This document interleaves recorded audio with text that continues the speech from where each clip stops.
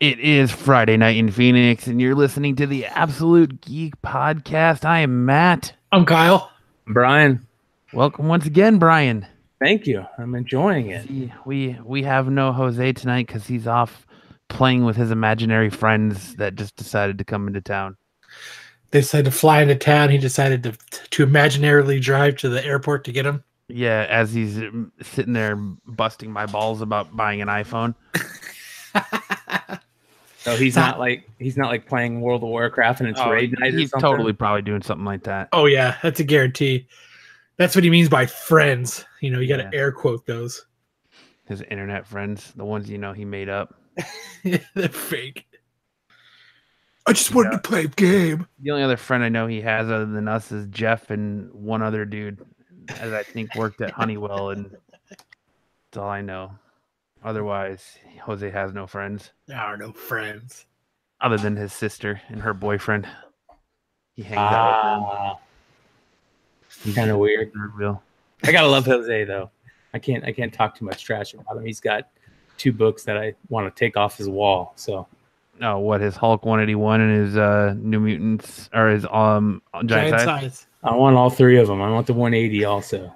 He's gonna be buried with those books. Yeah, I'm gonna talk him out of it one way or the other. The Jew in him will never give up those books. No. I don't know. I never thought I was gonna get a Walking Dead #1 either, and that ended up happening. So you got that for a smoking deal. Because some kid decided that drugs and alcohol and raving were more important than money. Hey, you know, when I was his age, experience, I was all about the experience also. There were very, very many Coachellas that got my money over comic book money.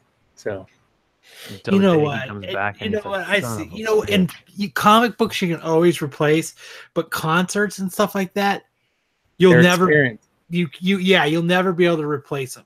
No. Like he can save up. He can buy another Walking Dead #1. Well, that was the whole key. You know, I sat him down and I tried to talk him out of it for like 3 hours. I was like, listen, you got to tell me if you're just doing this to go like party for a weekend, that's one thing. But, you know, if you're doing this to like actually have experiences, then I'm feel good about buying it. Otherwise, I'm going to talk you out of it. Like, don't do it. And he wouldn't let me talk him out of it. And, you know, it was more about the whole summer. He was going to like 3 different festivals or 4 different festivals. And I was like, all right, man, if they're for actual experiences and if you want it and you decide that you made a mistake, it's, you know, whatever I have left, you can buy it back other than the #1. But, you know, good. Fuck him. His loss is your gain, right? Today's his birthday. Yeah, no, happy birthday, Josh. Yeah, happy birthday, Josh. Much love, brother. Yeah.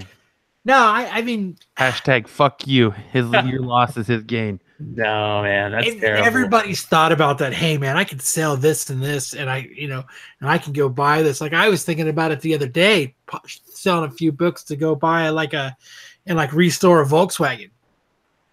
Yeah, and I was looking at like a 1970. You're gonna finally Squareback. Embrace your restrictor plate nickname, huh?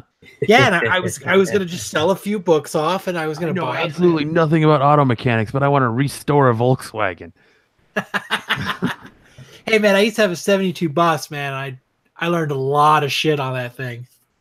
I was just about to say, man, Volkswagens are one thing. You really don't need to be super auto mechanic to restore Volkswagens. That's true. Now, go find a couple of friends. Yeah, I mean, like when I had my 72 Bus, I guess it's not really a bus; it was like a Vanagon.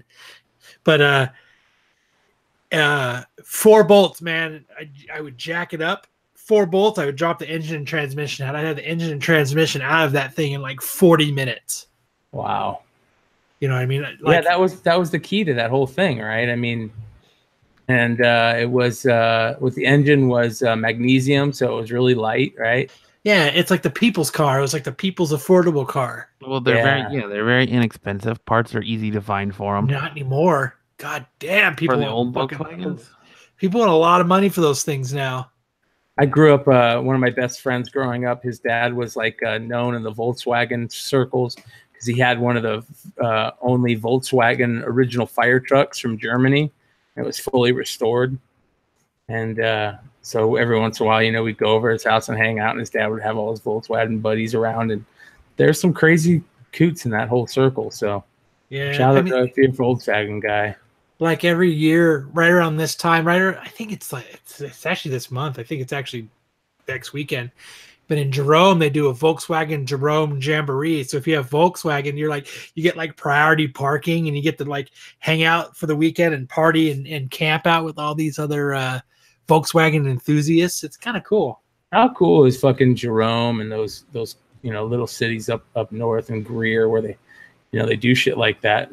We're too big here to do cool shit like that, or it just doesn't get noticed here. I just think it's cool. Yeah, I think it's cool that they've got the we live in this hustle and bustle city, but a short drive we can be somewhere out of the heat and in somewhere like a cool element that's got like Sedona and Jerome and stuff, where they've got these cool vibes.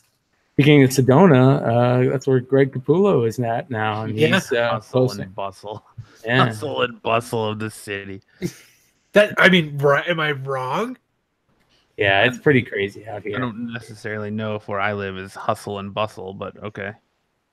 Well, anywhere where you if you're in the burbs, man, it's hustle and bustle. What I mean? Like you walk out, you sit out if you sit out in your driveway in the morning and you put out a lawn chair and you sat out there for a week straight, you would see everybody pull out at the same time, drive away. You'd see them pull back in at the same time at night. You know what I mean? It's and then you would see them doing everything at the same time. It's kind of like, do you remember that movie, The Big Hit? Yeah. Where he kept pulling into the wrong house because they all look the same.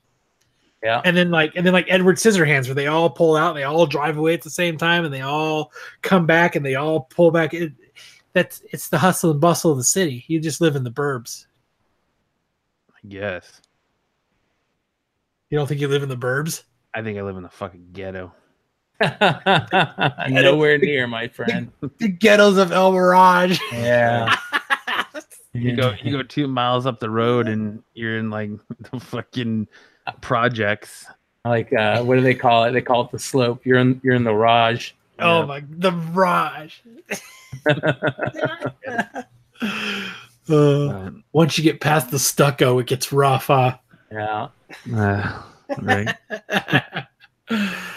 But I don't know. There's just where people's cars are nicer than their houses. Their cars are all pieces of shit parked on their lawn, or their houses are all pieces of shit, and their cars are parked on their lawn, but they got some beautiful ass cars. Yeah. That's funny. It is pretty funny. So let's jump right into it tonight. And I think we're going to start tonight. Yes, sir. We're going to start tonight with the hot button topic of the week. And that is Batman Damned #1. I think it's so stupid. Now, it's the stupidest shit ever. If you don't know, Batman Damned #1 includes several panels of a fully nude Bruce Wayne. But the digital copy is censoring it all out. So if you buy a digital copy, it's going to be censored out. But so I got to ask, and it's a full, like, you see Root. You see his average sized Root. Now you know why he tries so hard. Well, now you know why Catwoman just up and bailed on him, because I'm thinking, Batman's Root, he's gonna have a fucking baby's arm holding an apple. No, it's a very, like, I don't know. It's an average sized Root. Very average sized Root, yeah, and it's a little. It looks like there's a little to the right. And I know it's weird because he's not left-handed, right? So it's so weird. I gotta know, Brian, from in the speculation community, is Batman Damned #1 going to be a hot book because it is the first appearance of Batman's Root? I don't think so, because I didn't even know about it, man. You haven't heard? You haven't heard about it? This has been blowing up everywhere all week long. I've been very good this week to stay away from Batman's Root. So, oh my god, I mean, I really thought it was going to be. Colbert talked about it. Oh my god, everybody. One of the other late night. Seth Meyers talked about it. They were talking about it on the morning show yesterday. So is this that new Vertigo type? Yes. Okay. That makes a little bit more sense. The adult. It's the adult. Yeah. So what they've done is it's not comic book size. It's actually magazine size. Oh man, what a big fuck up that is. So, and I think that's what a lot of people online are like, well, how because I've already seen 9.8s going for like $175. That book's going for like $40 online right now, and it just came out Wednesday. Man, my speculation game is fucking lacking. Jesus. I mean, as a comic book fan, as a comic book reader, did we really need to see Batman's route? I don't care if it's adult oriented or not, but was that truly necessary? It explains a lot. I mean, you know what, man? It explains why Selena Kyle left him on a rooftop. Hey, but you know, I'll admit, not satisfying. He might be a grower, not a shower. Maybe. It looked like, no, man, that thing, it hung to the left, man. It looked like it had a little girth to it. It looked a little stubby. Hey, we all have bad days. Yeah, you know, maybe he's got a little fat pad there, and it makes it look a little smaller. Little fat pad. You lose a half to 3/4 for the fat pad. A little fat pad. You know, he's got a little penis fat pad in it. I don't think Batman's shredded. I don't think he's a fat pad. Maybe that's where his fat goes. He has a little bit of fat, and it's right there, and it makes his penis so 3/4 of an inch smaller. Is this in continuity? It's obviously not in continuity, right? No, it's a little short. It's missing continuity. Yeah.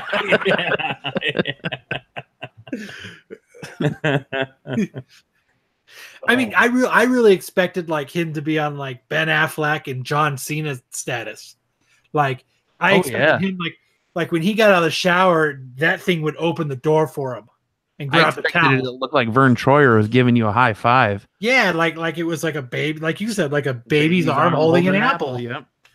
Like I expected him to like smack him in the knee and fucking, to get him up in the morning and shit. Yeah. I'm expecting a fucking tripod, and all you're getting is like a pinky. That's a little bit. It's more like a thumb. More like an index finger, maybe. There's a little girth behind it. I guarantee he's a grower, not a shower. So we need to bring in Rob Liefeld because we definitely know he can help out there. He's a solid 4 or 5 incher. But I mean, I was expecting like 6. I was expecting like black guy in a porno. From the money makes up for it, I imagine. You know what he should do is, they've got the iPhone's updated to iOS 12. There's an app in there called Measure, where you can find a point and you click on it and then you drag, and it tells you how long something is. Even if like you're like seeing it from far away. Yeah, you can. Yeah, you just hold your phone up and like the camera comes on. You can click it, and then you pan. And you click it again, and then it'll tell you how long you just measured. Maybe that's the next issue. Maybe he needs to bust out the bat phone and fucking put on the Measure app. He's measuring his cock in the next issue. And maybe that'll excellent product placement, right? He needs to like hang the cowl from it. It's got its own little cowl. How awesome would that be? Like, what he should do is now they should do like a little cutout, and it just dangles out, and it's got its own cowl on there. Hey, how's it going? It's got his cowl, and then the nuts is where the cape hangs off of. Oh my god, it's got its own. Oh yeah, and then like when he gets in the Batmobile, it's got its own little Batmobile. Oh my god! So it can drive too. Now his cup and his outfit is got a Batmobile like windshield painted on it. But maybe it's from wearing briefs too long and tights, and it's gotten used to a confined space, so it's kind of just shrunk. That might be why it's a little crooked, but maybe it's from Batroids. Maybe it's from taking so many shots to the dick. I mean, there's got to be. I mean, he's staying pretty ripped for a long time now. I mean, he's got to be taking something, and maybe that's just what it is. Yeah, he's got to recover from those injuries. So he's hitting those roids a little hard. He's paying the price with the small bat cock. Could you imagine? Well, here's the question: is that the reason why we're hearing people like not want to play that role anymore? Maybe they had a little bit of. That's why Ben Affleck pulled out. Yeah. He's like, my cock's too big. I can't play this role anymore. Oh shit! I can't play a small dick role. Yeah. Have you seen Gone Girl? Right. huge. I can't play a small cock Batman. I was in the shower and my cock opened the door for me to get out. I don't know if that's why people don't want to play that role anymore, but it set the world on fire, and it's something so stupid. But I think it was something as stupid as a fucking Batman's cock. Like, I don't think we needed to see Batman's naked cock in a comic book. But so, did you read it? What was the reason? I didn't even bother with it. I thought it was so stupid. I didn't even bother going to get it. It was basically he was just coming back into the Batcave off a patrol, and the panels are like him taking the bat suit off and walking away butt-ass naked. So there's actually no reason to even. It's not even a reason to be in the story to have it. They just did it. They just did it to have it be an immature comic book. Drew a cock just to draw a cock. Maybe they did it to have exactly what's happening right now. Have the world talk about it and to garner that fucking steam behind that book. Maybe he's like, I love drawing the cock. Wow, unreal. I was looking on Twitter to see who it was. Some artist was like, at the convention this weekend, if you come to me with any Batman comic, I'll be more than happy to flip through and draw cocks on every page for you. Oh, that's awesome. That is free of charge. Fucked, man. But yeah, like there was really no rhyme or reason for it. It's just there. And I'm a little shocked at how, like I said, you're a little shocked, Batman, you're a little cocked. You expect Batman, like you're expecting like just a massive. He's just got a massive root, like that's where all confident is, and it's very average. The next question is: are we going to see Superman? Are we going to see the other guys? I mean, is that the plan? Superman's better be coming down to his knee. Like, he better have to tuck that up into Superman is going to be shriveled from them fucking tighty whities he's wearing all those years. I think Superman would. I think when he puts his on, he has to spread his butt cheeks and wedge it in there, and then he puts it on so that everything looks all right. Because that's just the way it is. I think that honestly now that explains a lot about Batman. It really puts Batman. Superman's depends on how charged he is by the sun. The more energy he's got stored up, the bigger his root is. This is ridiculous. Could you imagine that he gets too close to the sun and his cock's like 2 feet long? Just massive. It rips out of his costume. It's fucking smacking him in the face as he's flying. Get out of my face. He's like, it's like hair. He keeps brushing it to the left. That's why Lois Lane shouldn't be able to have his kids. The only one who's got a strong enough uterus to have his kid is Wonder Woman. I don't know, man. Jesus. When he blows that Kryptonian load, it would go right through her. What a great way to lead off the show. I mean, you've been waiting for that one for a while. I could tell. It is the hot button topic right now. Like it's everywhere. Like you can't go on comic book resources. You can't go anywhere without fucking a story about Batman Damned #1 and fucking Batman's root. Everybody's talking. Everywhere you see, everybody's talking about it. I think it's stupid. Oh my god, it irritates me. The funniest part is when people go to censor it online, like when they put it on Twitter to censor it, they put fucking Dick Grayson's face over it. That's just funny. I like the one where you put Jose on it. Like you almost couldn't even tell. Like he was peeking out of it. Yeah. Yeah, I took Jose and I photoshopped him from underneath the eyes up. And then cut everything else out. In his forehead. Flipped him upside down, and put him at the tip of Batman's wiener. So it looked like he was poking out. He was poking his head out. Hello, guys. Hello. Jesus, man. I just... That's where comic books have gotten that. And, Johnny Cates bringing up every fucking crazy book that he wants to watch speculators go crazy about. Well, it's either that or you're got fucking Comic Gate and all that other stupid bullshit going on. Right.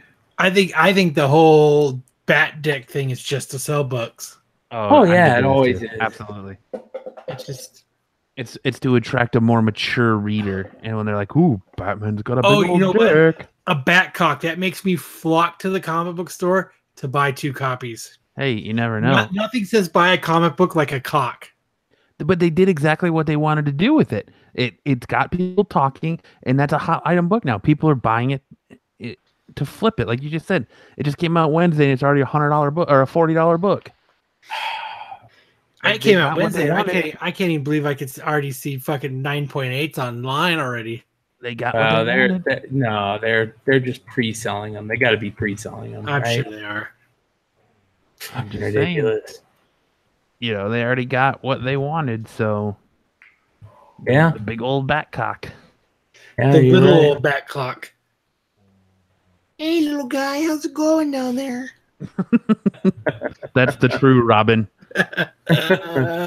Well, maybe that makes sense why Batman 66 always stuck right behind Robin.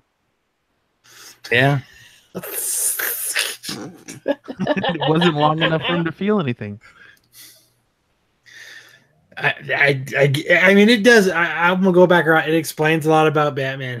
He is an overcompensator. It explains why he's got big toys. It explains why all have a giant cod piece in it to make up for the difference of him being a tiny man. I mean, that's what I would do. That's one big cod piece. Thanks. That's why he watched his parents get killed. He didn't have the cock and balls big enough to stop it. Oh. It's ridiculous. Yes. It is, man. It's bad. It's getting bad. Hey, what are you gonna do? So, I mean, that does raise a good question. Who in the DC universe do you think really has the biggest cock? You think it's Superman? Green Arrow. Martian Manhunter. No way, dude. It's Green Lantern. Yeah. He just whips it. John Stewart. Yeah. Definitely John Stewart. I think him and Martian Manhunter have measure-offs. It's John Stewart and Martian is like the real black guy, but Martian Manhunter is like the black guy from Mars. So whenever there's a dispute that needs to be decided in the Justice League, they have a dick measure-off, and clearly Batman always loses. Oh, poor Batman. So who do you think has a smaller dick than Batman? Aquaman. That's what I was gonna say. Well, it depends on which Aquaman. Like Momoa Aquaman? No, I'm sure Momoa's packing heat, but I'm just saying, like normal Aquaman. I think normal Aquaman is he's. I don't know. Maybe that's Lex Luthor's problem. Maybe he's got little dick syndrome. Oh, that's a good point. I think Barry's a little above average because he's kind of modest in some aspects. So I think he's very comfortable. I think Barry's is very normal. His ability, he can slow down. He can manipulate time, so he can slow it down to where he lasts longer. So he makes sure that Iris always orgasms. Because if he goes too fast, it's going to be like she was never there. I think he just vibrates a lot, so it goes real good for her. There you go. He just gets the finger going real quick. Yep.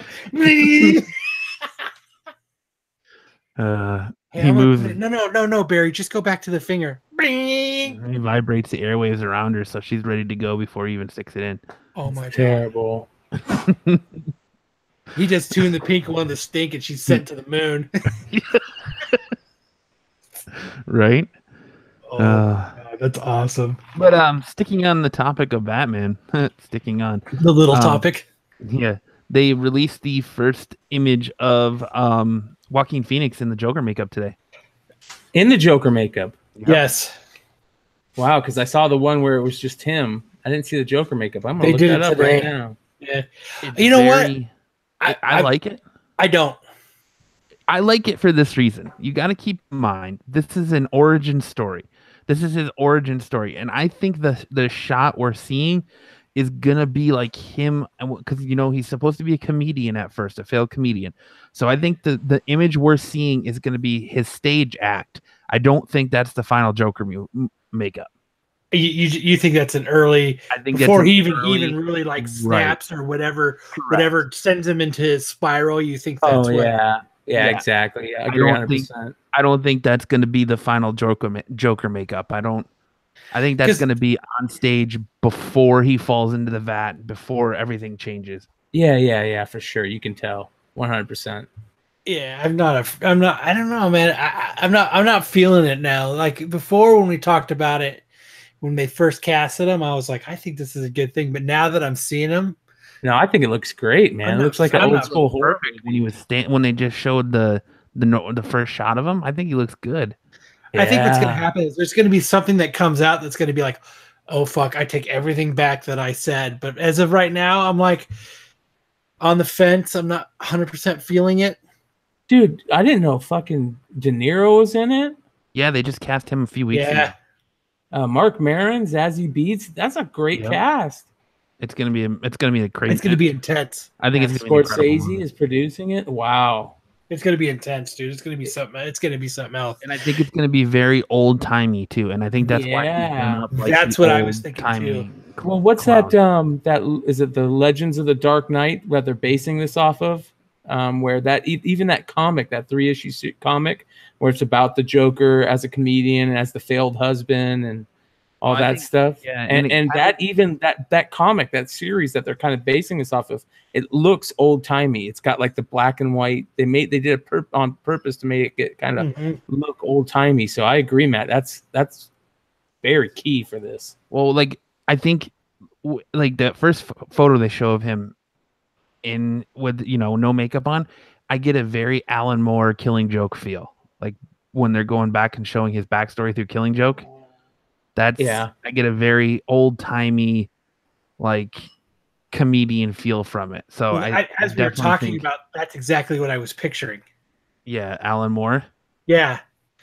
Like as we were talking about old school feel, origin, that's exactly what was popping in my mind was Killing Joke. And it's going to be good. Yeah, I don't think you're going to see the Joker movie, the actual Joker makeup, his actual Joker look, till the end of the movie. And I think they're going to use that as the surprise to get the word of mouth campaign going. It's like a catalyst. Yeah, I got one. So are they going to bring this? Is this going to be multiple movies? I hope so. And I hope it ties into the new DC universe, but I don't know. How cool would that be if that leads into like, maybe like another Batman movie later? Man, they just better not fuck up what they got. If it works really well, they need to build off of it, but don't fuck it up to where like they decide to like change Batman's story a little bit just to like make it tie into this. You know what I mean? Like the whole talk about like the Black Superman and stuff. It's like, don't fucking do that. Like, I'm cool with like having characters, but when it's an icon like that, just there's no reason. It's like I don't want a white Black Panther, or I don't want to, you know what I mean? It's like, don't do that. So on that, is Batman leaving, or is Superman is? Oh yeah, he's done, dude. Is he? I thought he wasn't. I thought it was just kind of like a. No, I heard that was just kind of like Warner Brothers or DC kind of freaking out a little bit, where they're like, oh, well, he hasn't confirmed it, but he signed on to do the Witcher series. And, he kind of can read the writing on the wall with how bad everything's been. And, I know you Shazam. Think he's bailing before the ship sinks. Oh, dude, him and Affleck are both gone. Yeah. And Affleck's just the reason why he hasn't said anything because he's still in that rehab. So, right. Yeah. But Warner Brothers has pretty much come out and all but said they're both gone. Yeah, and they have to redo everything. They have to. That's fucked. They're going to keep. They're probably going to try and salvage Wonder Woman, and they got to salvage something with Shazam, right? And I heard The Rock pulled out of. Yeah, he's not Black Adam anymore, which is fucking shitty. That's so shitty. Why? Have him come be Jonathan Stewart. I'd take that. Oh, that would be terrible. Or Lobo. Lobo would be good. I'm cool with that. But he would have been great as Black Adam. He's been so good, and that's such a good character. I think Black Adam is probably the more they say that Shazam is probably the most powerful person, next to he's more powerful than Superman. But Black Adam, I think, can be just as powerful, if not more. So I think with the way The Rock shoots, and it seems like he's got movie after movie after movie after movie after movie. Bad movie after bad movie after bad movie. Whatever they were planning on doing, with Black Adam, introducing him in the second movie, I think that it was just too far down the line for his fucking shooting schedule, and he's like, I just can't do it anymore. Yeah. But he was I don't want to be in a decent movie. Fuck it. Oh man. That's a bummer. That's such a bummer. No way. I really liked what's his name as Superman. Yeah. I liked him a lot. Like a lot. Like I think he was the best Superman. I think he was by far the best Superman. Yeah, I thought he was awesome. Is now open again for Nicolas Cage. Fuck. I heard a lot of people saying that online. Because he still got the fucking Superman suit and shit. Dude, the best way for DC to do this is go. You have Gal Gadot. She can still play Wonder Woman. You have Momoa as Aquaman. Go younger. Go a younger Superman. Go a younger like year one status. Yeah, but they've already built up. Their crew. I mean, they would ruin what they're doing with Wonder Woman. So, and they got the Aquaman movie coming out where they're gonna just do Man of Steel 2 and just replace Spider-Man. Like their DC universe is dead.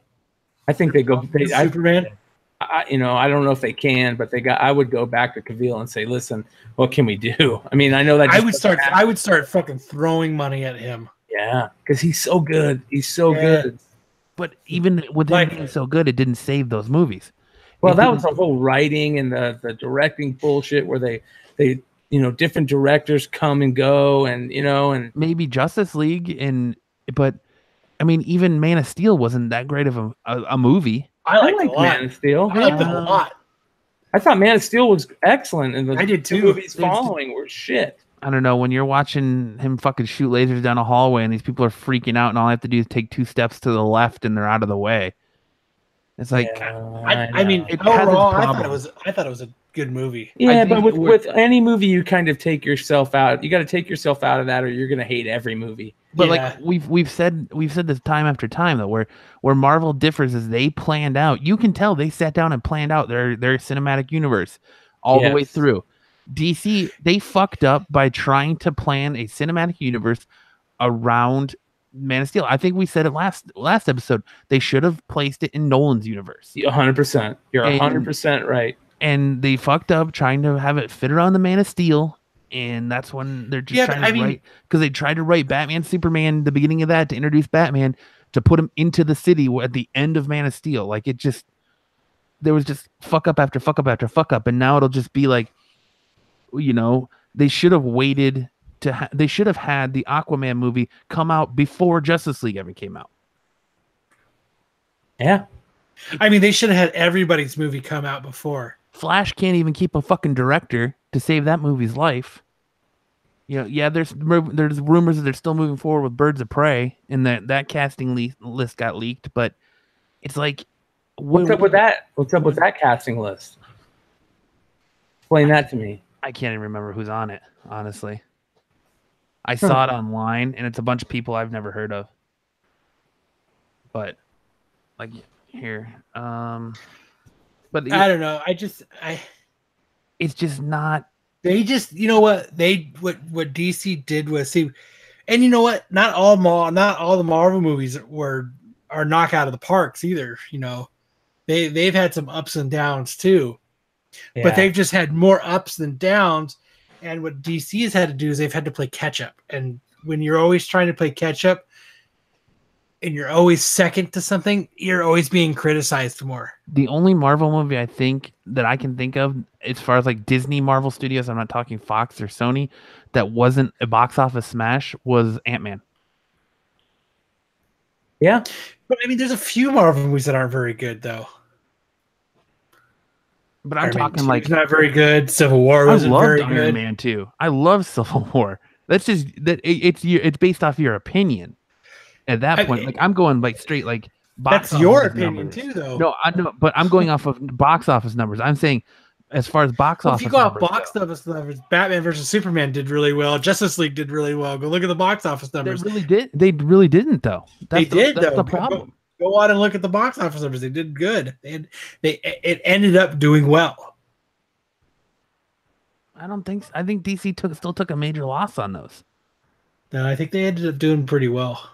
I don't know. I think they took a major loss. Where DC comes back is they make their money back in DVD sales. Like that's what drives DC is like people who, Batman Superman sucked the first couple, but upon rewatch after rewatch, you're like, okay, this isn't that bad. It's the rewatch factor that gets you with those DC movies. So Batman, their box office sales were $872.7 million. How much did the movie cost? Is that worldwide? So it was $250 million. And is that worldwide sales? That was probably. Because like Suicide Squad. So they did. So it was 250 for them to make it. They did. Their opening weekend was about 166 million. Yeah. See, and then they did 330 domestically, and then they made another 447 million overseas. But a lot of movies are judged on how they do opening weekend. Exactly. But it still did. But it still did well. You know what I mean? It wasn't a flop. No, it wasn't a flop. Look up Iron Man 2's numbers and look at look up Ant-Man's numbers. Like it's not a flop, but in terms of like the box office speak, it's a flop because it didn't make its money back. Like Justice League was 300 million. And in the box office, it doubled in it over doubled in the box office. An opening weekend? Let me see. Let me look at Iron Man 2. So Iron Man 2 was where's it at? Because that's what Solo, people freaked out because Solo didn't do very well in the box office opening weekend. And that was a great fucking movie. So Iron Man 2 made 623 million and the budget was 200 million. But that didn't do that opening weekend. So Superman 2 didn't do as good as Justice League or Batman versus Superman. You mean Man of Steel? Or you mean Iron Man 2? Iron Man, yeah, I said Iron Man 2 didn't do as good as Justice League or Batman versus Superman. Yeah, because Iron Man 2 was kind of a the comic movies weren't still as big yet for that, right? I believe so, yeah. I don't know. I just say, I mean, like not all. I mean, I'm not just trying to be a DC fanboy here, but they might have done well, but they're definitely panned. They all did. I mean, all these movies do well.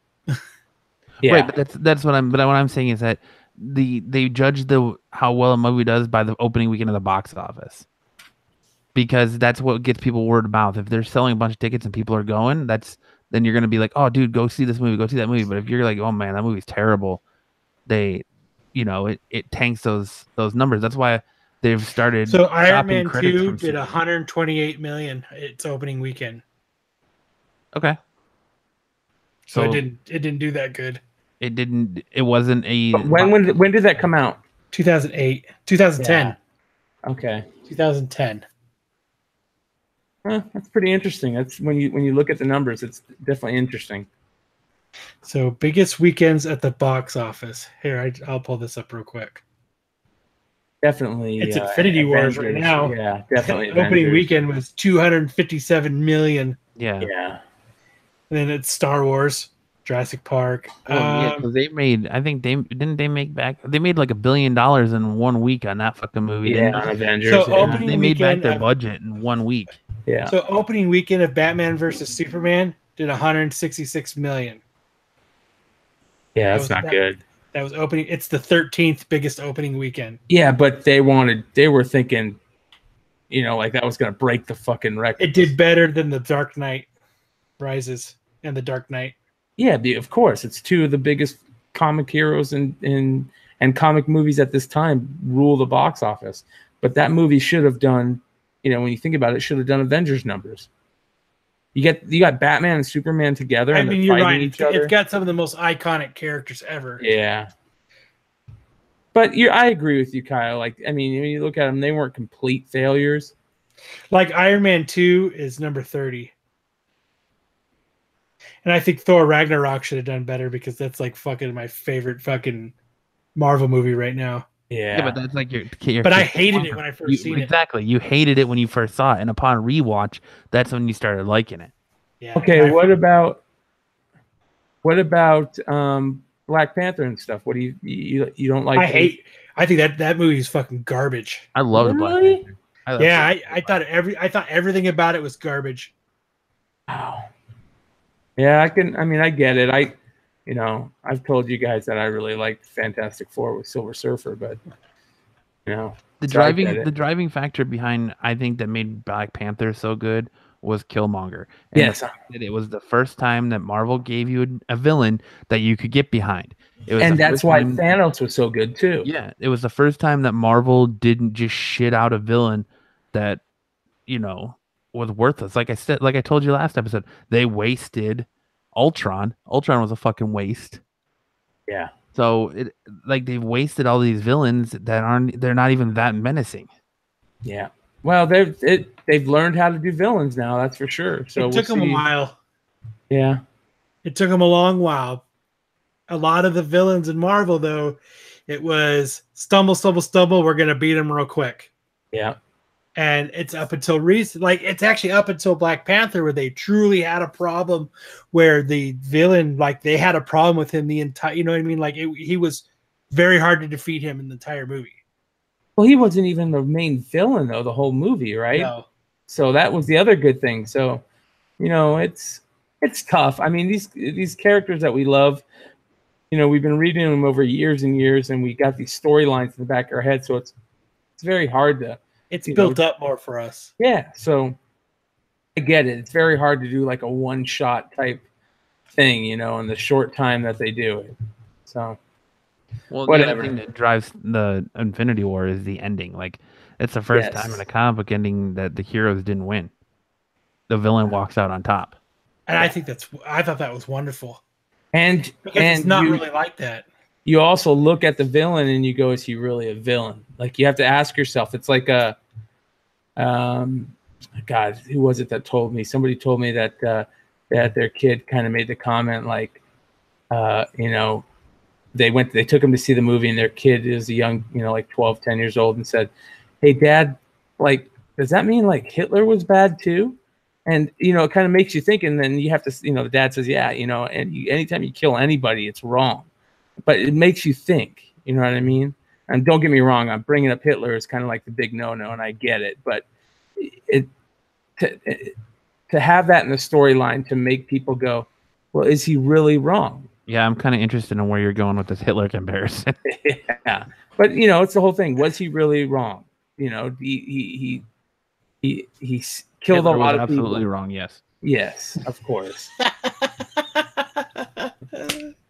But what I'm getting at is, you know, the whole thing of, was Thanos a real villain? In the comics, absolutely. But in the movies, you kind of look at him a different way. Especially that whole scene with Gamora where he's got to kill her.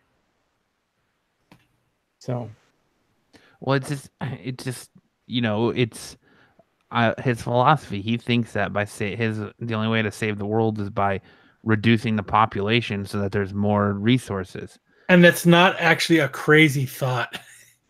Yeah, that's what I mean. You know what I mean? It's actually, even here on our planet, if we reduced our population by half, just think of the amount of resources we would have we're not dwindling down. You know, that's kind of like the quote unquote Illuminati's thing, right? Mm-hmm. You know, all these conspiracy theorists, they say, oh, the Illuminati wants to, you know, that's why AIDS got started and stuff. You know, it's to kill half the planet because we don't have enough resources. Well, that's why they're saying that. Look how many straws wouldn't end up in the ocean if there was only half the population. Yeah, well, that's why they're saying there's no cure for cancer and there's no cure for AIDS because they're the two biggest population controllers. Exactly. Oh, there is. There's a cure for both of them. It just. Oh, here comes conspiracy theory, Kyle. It's called marijuana. A Band-Aid is more of a money maker than a cure. You're right. Yes. It is. Chemo makes a lot of money for a lot of, and that's what it is. It's not for a lot of people, for very few people. That's the sad part. Yes, but treatment is, you know, you go for 2 years and you pay, you know, your entire life savings, yep. Or you can go once and pay a quarter of that and be cured. Which one would the companies rather have? Would you rather keep buying something? Would they rather you keep buying something, or would they rather you just buy it one time? That's why they don't buy. That's why they don't make shit to last anymore. That's why we buy cars every few years. That's why we keep buying new computers. That's why we always have to buy a phone, because they make it so the shit breaks. Yep. They make it. They engineer things so they we gotta have them keep buying it. Well, shit. Apple just admitted that they do that with their phones. They make it to where they stop running as well after a few generations. Everything does that though. But you always lose. I mean, you're not wrong. Why the fuck would they want you to keep a phone for 10 years when you can buy a new one after 3? You are not wrong, my friend. Fuck yeah, that's once. I'm gonna put that in the win column. You had way more than just one, but okay. Oh fuck! I'm gonna put that in the win column. All right, well, let's move on to a little bit lighter subject other than fucking Hitler. Yeah, I'm fucking. I'm just trying to think why I even brought that up in the first place. Jesus, I got a fucking tear in my eye because of that shit. Yeah, fuck. Oh man, but that's a show. Thanks a lot. Yeah, right. Thanks for checking out Hitler and Friends. Hitler and Friends. But kind of staying along the same lines, though. So of Hitler, Preacher the season was great. I agree. No, not of Hitler. So how are you going to transition to Hitler to something else, Matt? Well, I'm going to put all of my my podcast in one basket. I mean, bread in a basket. To kind of say that your Hitler basket.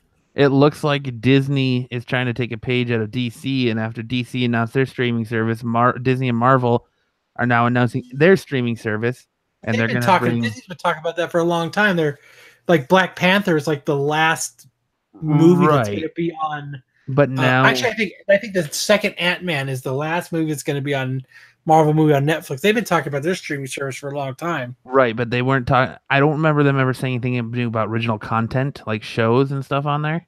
Well, that was a given. Why would you not? Why would you? And they're gonna break off characters of their Marvel universe, and they're supposedly their first 2 shows are going to be projects around Loki and Scarlet Witch. Oh, I think that Loki is really cool. He's a cool character. He is. They should make shit around him. Yeah. You don't think the Loki market oversaturated with all the movies he's been in? No, he's too good of a character. Yeah, he's a good character. And apparently they're rumored to trying to get those actors to continue those roles. I hope so. I hope they have both of them play it. Yeah, he's the best, right? I mean, he does it awesome. Like I don't picture like if they had someone else play Loki, I wouldn't be. That's not Loki. Yeah, like it's set in your mind. Just like if they ever cast another Wolverine, I'm sorry, but it's going to be hard to see somebody else play him. I agree. You got to get used to that idea though, because I think it's coming. The only way it's going to be rough, man. I think what's going to happen with the next person who plays Wolverine is it's going to be just like what happens when other people play the Joker. You have that comparison to somebody who did a great job at it. Like Han Solo. Han Solo was, I think that guy did a decent job. Harrison Ford. He wasn't Harrison. Yeah, but he wasn't Harrison Ford. Right? I know. It's bad. That's the problem. Like, you play it so well. I think it's just going to be hard. I think it's going to be it's going to be hard. I think there's going to be a lot of criticism, and I think a lot of people are going to be like, I think they're going to put their noses up in the air to it unless they do something, and whoever plays that, it does something incredible, which I think they should be throwing money at Hugh Jackman. If they're going to do something else with Wolverine, they should be throwing money at him. I know he's getting too old to play it, and I get it. They're going to have to go to a younger version of him. Yeah, it's hard on his body. Hard on. Fucking Kyle. Zingers. Wow. But, I mean, like, who else could you picture playing Loki? Nobody. That's the problem there. I mean, but, that casting directors get paid well, the good ones at least, right? Yeah. I mean, like, who could you picture playing Wolverine at this point? Loki, period. You don't think it's like that character is just overused and oversaturated? No, I think he's underused. I think he's such a fucking good character, man. He's such a good character. That's one of the kind of cool things about Ragnarok is he played such a big role in it, the entire movie. It's weird how they can fuck up really good characters like Doctor Doom, and then they can take characters like Loki and not fuck him up. Like, they're both such big softballs. Like, how do you fuck up Doctor Doom? And, like, I don't did it big time. Yeah, because you don't have the same fucking actor or the same people casting them. You have Fox casting one to where Disney and Marvel are casting another. You have the actual Marvel Studios people casting one, and then you have just some fuckery casting another. Yeah. I think because I mean they're going to be redoing everything, and whoever they get, they need to make a good movie, and they need to make it so those people stick. They really do. But I mean, if you did, I mean, I knew that Disney, if they were going to do their own streaming service, that they were going to have original content. It's a given.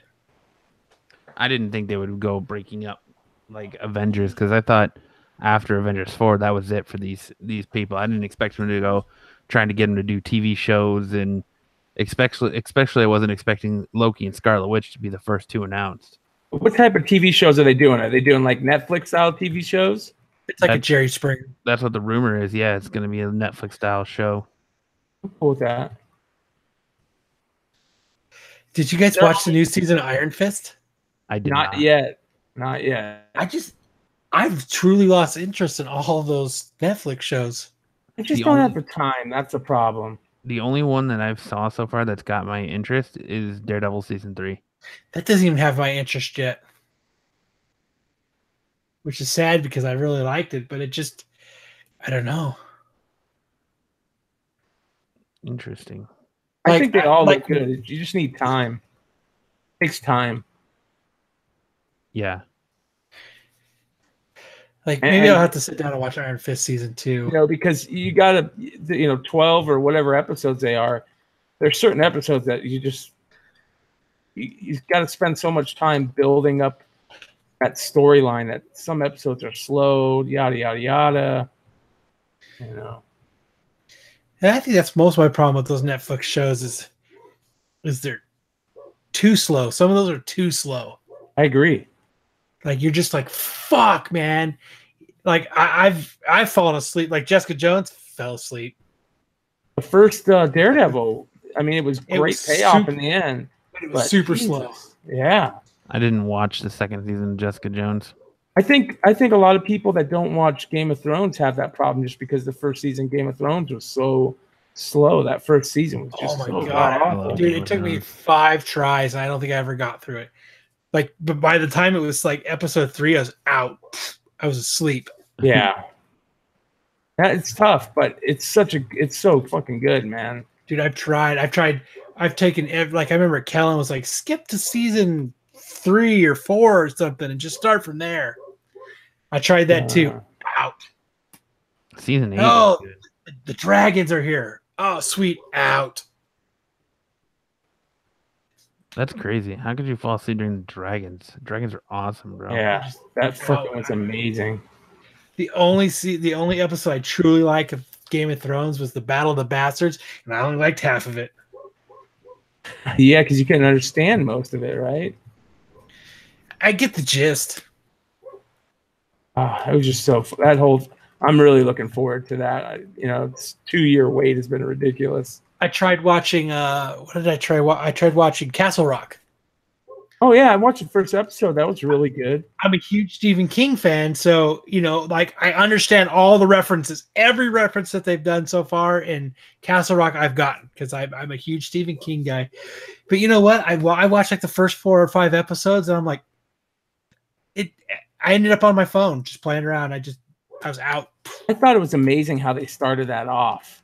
That was a great way to start that show off. That guy killing. Well, shit. Spoilers. Well, if you haven't watched Castle Rock yet, then yeah, the warden, how they did that shit with the warden, that was fucking amazing. I don't even know what you guys are talking about. So you haven't watched Castle Rock? Nope. Oh, dude, it's good. It's kind of like the I finally got Hulu. It's the prequel to basically the best way to put it, G-Matt, is it's the prequel to It. Okay.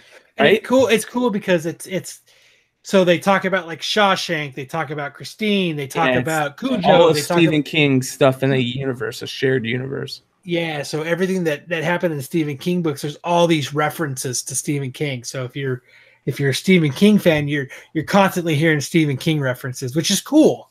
Yes. Like a lot of it takes place at Shawshank. Do they talk about him getting hit by a car? No, they don't talk about him getting hit by a car. Do you know, somebody told me the other day that Stephen King is the one that came up with Same Shit, Different Day, that saying SSDD. It was in one of his books. I don't know if he came up with it.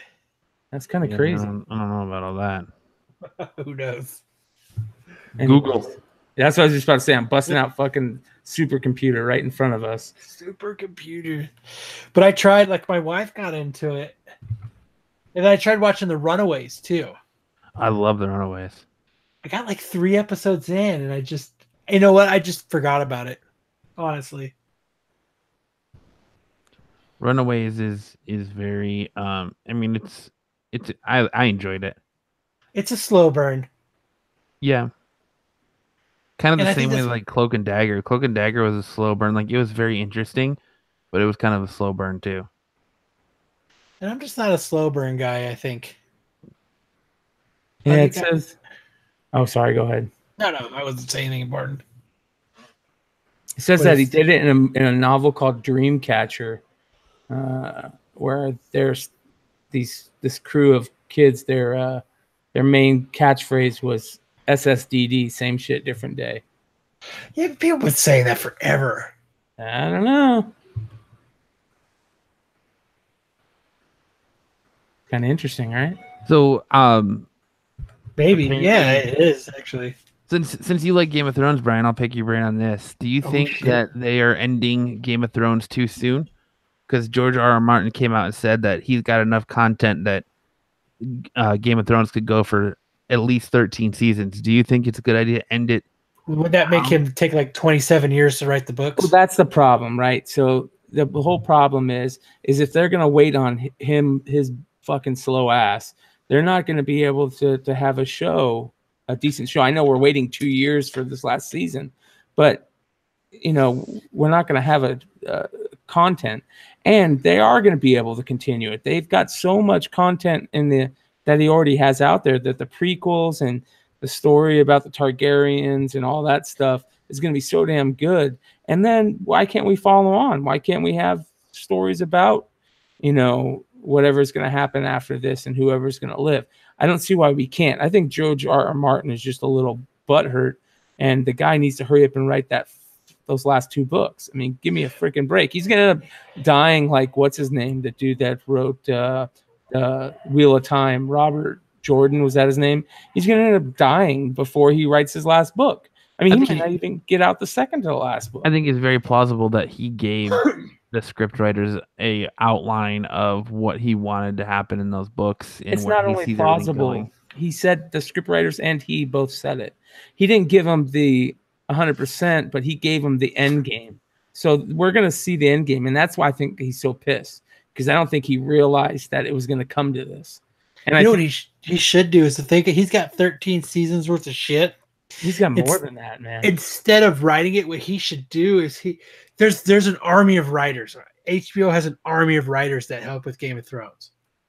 What he needs to do is just sit down with them and just like give like synopsis, and then let them just run wild.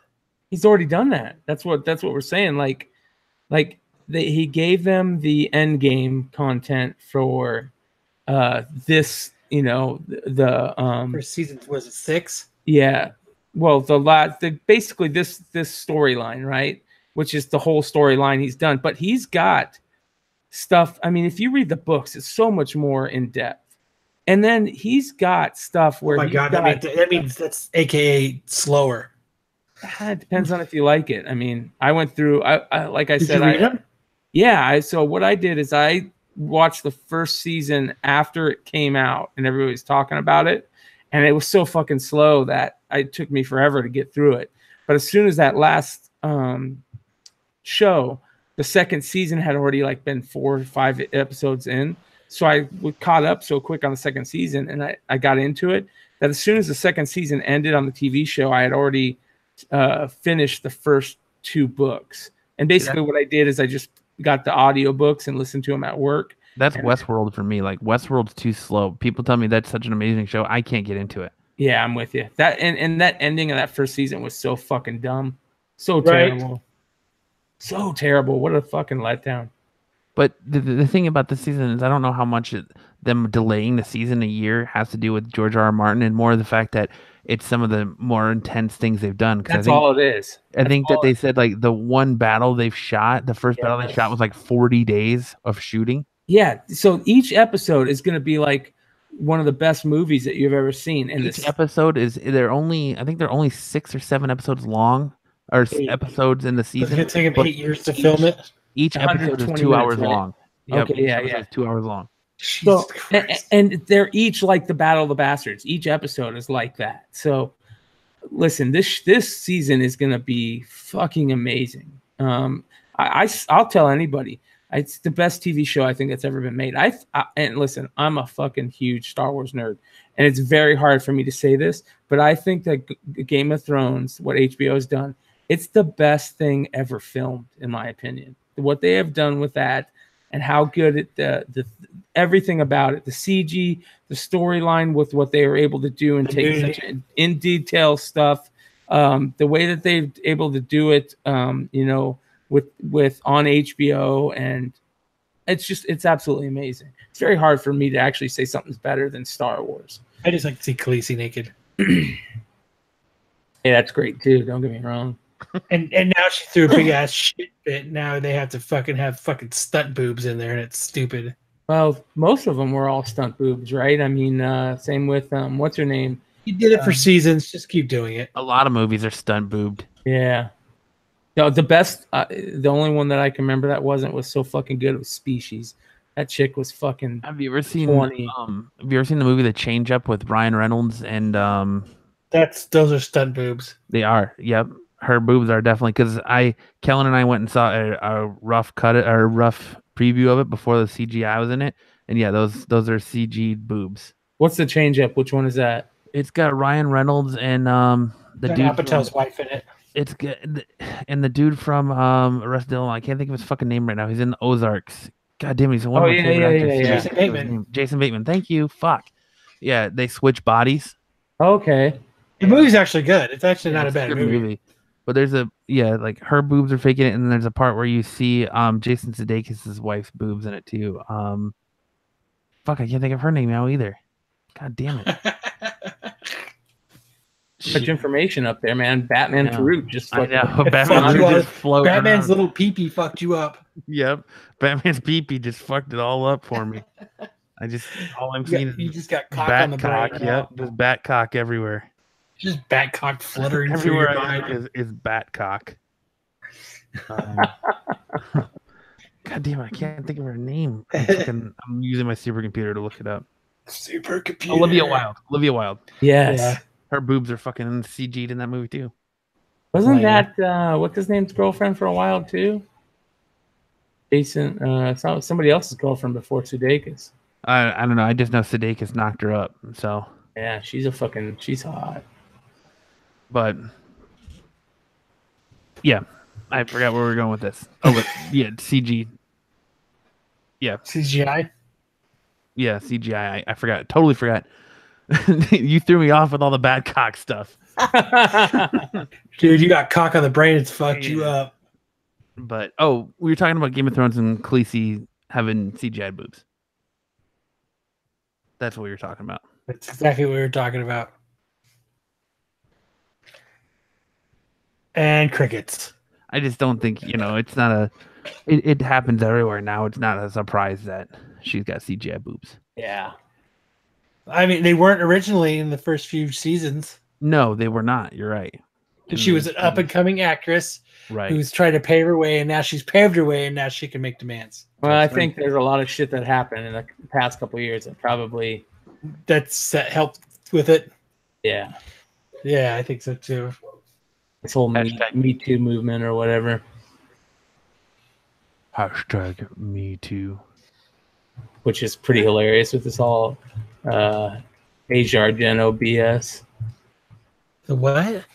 I'm bringing up Hitler again, so I'm gonna I'm gonna knock the show off its fucking wheels. That's twice in one episode. I know, that's a record. Jesus. Basically, one of the big whistleblowers that started this whole Me Too thing is being accused of doing the same exact shit she's accusing other people of doing. And that's why she was Anthony Bourdain's girlfriend. The reason why he killed himself is because he fucking found out that he paid off this kid that she raped, and she actually raped him. I don't think that's why he killed himself, but that's what they're saying. That he paid him off $300,000. Oh, I know he paid him off. That's known. Like they have record of that, but I'm just saying I'm not sure that's exactly why he killed himself, but it could be a contributing factor. Yeah. So pretty crazy though. I think it was the Catalina wine mixer that did it. Like fucking Catalina wine mixer.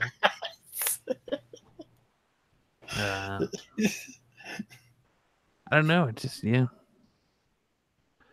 But have you guys heard about supposedly there's a man who was illegally streaming Deadpool on Facebook and now he's facing up to 6 months in prison? Are you fucking serious? The first Deadpool movie. Yep, the first Deadpool movie. It's what I call intelligence probation, It's like, come on, dude, quit being a fucking idiot. Right, just keep it to yourself like everybody else. Yeah. His name is Trevor Franklin, and the U.S. government is recommending that the court in California, the courts, throw the book at he's a California resident, and throw the book at him, and they want him to do 6 months in prison. Wow, good. Can you only go to prison? He's not even the one. He's not even the one that originally. He's not the one that put it on there. He just shared the link, and people were sharing it after him. Oh, okay. I remember that link being shared because he was the one that was like continuously sharing it. He's the one that's getting fucking smashed for it, and it was viewed over 6 million times in just a few days. Did you watch it? No, I went and saw it in the theater. You're a fucking liar. I am not lying. You didn't click the link. Nope. I'm calling you out. They're saying that his blatant disregard for copyright laws are what are driving them for such a harsh penalty. Wow. And fucking share it. He signed a plea deal to make it a Class A misdemeanor, which would carry up to a year in prison. But the government is asking them to give him 6 months. Can you only go to prison for 6 months? That's a good question. Yeah. That would kind of be stupid, right? I'm pretty sure you can go to jail for 6 months, but I was always under the assumption that prison was a year or longer. But I think the problem is the California correctional system is so overbooked that I don't think he'll do time. Give the dude house arrest. Give him a year house arrest or something, Yeah, it's more idiocracy or whatever, Make him do community service. He's got to make some. Can you hear my kid? Yeah. Jesus Christ. What's he playing, Fortnite or something? He's exactly playing Fortnite. Fucking A, good for him. Go get him. He hasn't got banned in a long time. You know what I did? He was always bitching at me about, your internet's fucking garbage, Dad. Our internet's garbage. You need to get new internet. Too much lag time. There's too much lag on it. Yeah, and it was like, I'm getting a 5,000 ping. So didn't you unplug it one night and then you're like, you have no internet? He went and fucking. I did. I unplugged the router. I said, fucking play fucking Fortnite like that. And they waited till you went to sleep and plugged it back in. Yeah. But what I ended up doing was I just gave him an Ethernet cord and said, here you go, boss. And you know what? I haven't heard a goddamn word in a week. Good for him. Dad, you need to get new internet. Our internet's garbage. That's what he told me. I was like, it's not our internet. I think it's my router is past its prime. Well, and it's probably a choke point. You're probably paying for like 20 meg internet and you're only getting 7 because your router, and they don't even tell you. No, I'm actually paying for more, like when it's hardwired, I'm getting 50 to 75. Yeah. But my fucking router Wi-Fi only sends out 20, which is actually really 12 to 15. Yeah. And they don't even tell you when your fucking your router or your modem's gone, outdated or whatever. They're fucking bastards, man. Yeah, so I have one of those old Apple routers. One of the old Apple fucking whatever they're called. Airplanes or whatever the fuck they're airports or whatever they are. Yeah. So I've had it for a long time, so I know that's part of it. That's exciting. But no, I mean I ran him an Ethernet cord. Sucks, Dad. Your fucking internet's garbage, Dad. You need to get new internet. Get a fucking job. Get your own fucking internet. Get a fucking job, loser. Kyle's becoming that dad that we all love to hate. Right? Our internet's garbage. Get a job. Get your own internet. It works just fine for me. So what I was gonna do for fun was I was gonna go into the router and I was gonna put an access control list to block his IP address. His Xbox IP address. I was gonna put an access control list to block just to fuck with him. Just to fuck with him. Oh, that'd be hilarious, dude. But I was like, but you need to put like a note on the fridge that says you want the Wi-Fi password for the day. Go fucking pick the weeds. Right. 10 weeds gives you the Wi-Fi password for 2 hours. I should do that. And then I'll put it on a time. I'll put my router on a time release. Oh man, yeah. It's garbage, Dad. Better be careful in today's day and age. They consider that child abuse. I was about to say, right? No internet, sir. We're gonna have to talk to you about you not giving your kids internet so he can play Fortnite. Yeah, we heard that you have withheld your kid Fortnite time. You're gonna have to come down to the precinct. Yeah, there's a log. It's unplugging your router. Please, sir, come with us. So tomorrow I start my Walking Dead tattoo. Nice. Yeah, tomorrow's the day. I'm doing the cover to issue 27. That's awesome. Where are you gonna put it? I'm putting it on my leg. You're gonna still go with the leg? I'm going with the leg. Come on, man. I think that's a great place for a good tattoo, man. The problem is that you're spending, or he's not spending, but someone has spent all this money and you want to admire it. And you don't, how often do you look at the back of your fucking leg? I'm going to start looking at it a lot. I don't know. And then you're like, ooh, my calf. It's going to be the back? Yeah. Mm-hmm. I'm going to do the back of my calf. And it's actually going to wrap. It's actually going to wrap mostly around my leg. Okay. I was going to put it on my arm and then I decided not to. Should just do an entire like Walking Dead sleeve. I thought about it because I'd really like to, I'd really like to do or like a comic book sleeve, or just like all the different comics. What I was thinking about when I was originally going to put it on my the Walking Dead on my arm, what I was actually going to do is this was what I was going to build on it. I was going to do the Jock Batman, the Jock. You know how he draws all the bats flying out. I was going to do that, and I was actually going to put Spidey on somewhere in it too. I was actually going to do a little bit of a montage. Going to put Batman root in there? I was going to put Batman's little root in there. Batcack. Poking out. I was going to have it poking out of my armpit. So speaking of Walking Dead, while you're talking about that, AMC announced that they have plans for 10 more years and plus multiple movies. It's going to be terrible. You think it's going to be terrible? 10 more seasons of The Walking Dead. Yeah, and they're killing off Rick Grimes. Yeah, well, talk about DC fucking up. Jesus Christ, like how bad could you fuck up Walking Dead? That story was so good. Oh yeah, but like right now, Fear the Walking Dead, it's not based off a comic, and it's and that's the only one that's better good. It's better than the regular Walking Dead series right now. Fear the Walking Dead, their ratings are plummeting. What, Fear the Walking Dead? Yeah. That's too bad because it's been really interesting. They said once what's her name died, the ratings have plummeted. Once Madison. Once Madison was killed. I thought those episodes following Madison dying were fucking awesome. Yeah. But I can tell you, I haven't watched the last few episodes. They've been really good. They were dealing with a hurricane, so like you got to see like flying zombies. That's fucking cool. So, but I mean, pretty dope. I couldn't imagine The Walking Dead in 10 more seasons. Yeah, who knows? Like, I mean, what if they come up with their own stories like they are in Fear and Walking Dead? That would be good.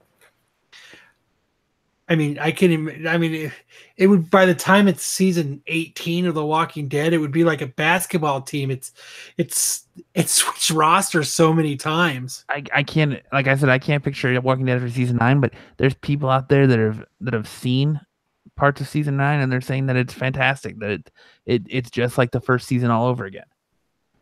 So we'll see if that relights the magic. But I mean, they're losing 2 main characters this season. It's got to be an exciting season. You're losing 2 of the biggest characters on there. And what's crazy is they're losing 2 of the biggest characters that are so plot driven. Yeah, exactly. Both of those characters, like, I mean, Maggie is so crucial. Carl was so crucial. Rick Grimes is so crucial to what The Walking Dead is right now. Yes. And not to have them anymore is fucking insane. Well, Carl and Rick are still crucial even in the comic book. So even to the last issue of The Walking Dead, like when they were making Michonne make that, and they're making her make that decision, and it was going into chaos, and then Rick and the governor lady were all walking in. They're like, "What the fuck?" I mean, Rick is still plotting something. We don't even know what the fuck that dude's plotting right now in the comics, but he has something up his sleeve that they're not, you know what I mean? He's got such a poker face on right now. Yeah, man. Like, what are they fucked up with? The whole catalyst that they fucked up that show was obviously Carl, and they're really grasping at straws, I think, to make up for it. And I don't know. I still go back to saying that they fucked that show up when they killed off Andrea. Yeah, really? Because I mean, they should have kept her because they would have done is they would have brought her and Rick together, and it wouldn't have the Michonne bullshit. Yeah, well, I mean, they were together in the comic. Carl was calling her mom. Yeah, that's what I'm saying. You wouldn't have the Michonne bullshit. Yeah, and you know, she was so crucial up until when she died. I mean, I just don't understand. I just like even bringing in the Whispers. Like they've already talked about bringing in the Whispers. Like who is going to be the catalyst to that? That's the $1 million question, isn't it? I guess we're going to have to wait and find out. I mean, Edith. I mean, who? I mean, so maybe you think instead of a daughter, it's going to be. I think instead of a daughter, it's going to be a son. No, because they already cast her. They already cast her daughter. It's right. They already have. Like, that's what I was thinking, too, because I was like, okay, well, maybe it's going to be a son, and Enid is going to catalyst it in. But they already casted the daughter, so unless maybe it's she's somebody else, maybe. I mean, maybe we get to see some Walking Dead scissoring. Maybe. I don't know what is going to do it. I don't know what's going to bring them in. Fucking weird, dude. And just like killing Rick, I mean, so like you know that part where Rick and them are sitting there and they're on top of the building and it's a sea of the walkers. Yeah. Like, so that's going to be Daryl. I give that a big thumbs down. I mean, it still might be Rick. It might still happen before Rick disappears. Oh, so Rick's just going to be a pussy. He's going to fuck this, I'm bailing. Or, or it'd be cool if they cut his hand off before they killed him, though. Right. I think I still stand by the fact that if they kill him off, his head's going on a pike. That would be cool. I think if they kill him off, his head's going on a pike. I mean, that would be, yeah. I mean, it would be the only, I mean, like we said before in the other episode we were talking about, it would, for the Whisperer War, for that, it would really be it would be one of the best ways for them to go out.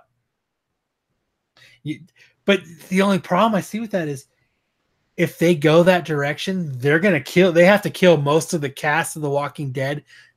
If they even want to keep the meat and potatoes of this, they would have to kill most of the cast of The Walking Dead at that moment. Like season 9 that would pretty much be the end of the Walking Dead cast. Yeah.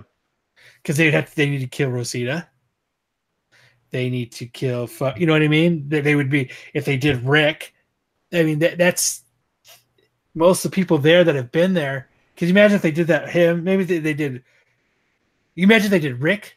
They did Rick, Rosita, Maggie, and Carol. Well, it would just be like the comic book. Like, who's left in the comic book? Rick, Michonne, Carl, Maggie, and Maggie. That's pretty much it. Well, Jesus, Heath's barely keeping it together. Yeah, Jesus is still there.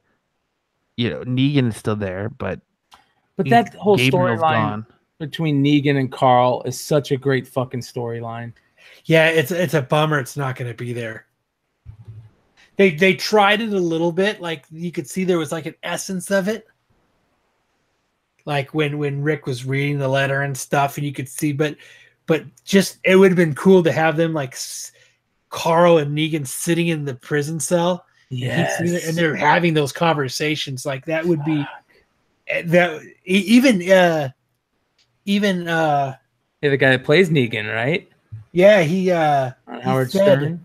Yeah, he said it on Howard Stern. Did you listen to that interview? Yeah, dude, that blew me away. That was fucking great. Yeah, like he was so excited to be able to have that role. That was part of the reason why he took it. Yeah, and now he's not going to be able to play which is funny because I think, I guess those issues were out before. Oh yeah, yeah. Oh yeah. I think that's what we were all looking forward to. Like, I mean, at least I was. I really loved that fucking that whole role. I don't know. I mean, I really thought that Coral was going to be taken over. Like, I thought he was going to play. Like, I thought that's where they were going to lead him to in the show.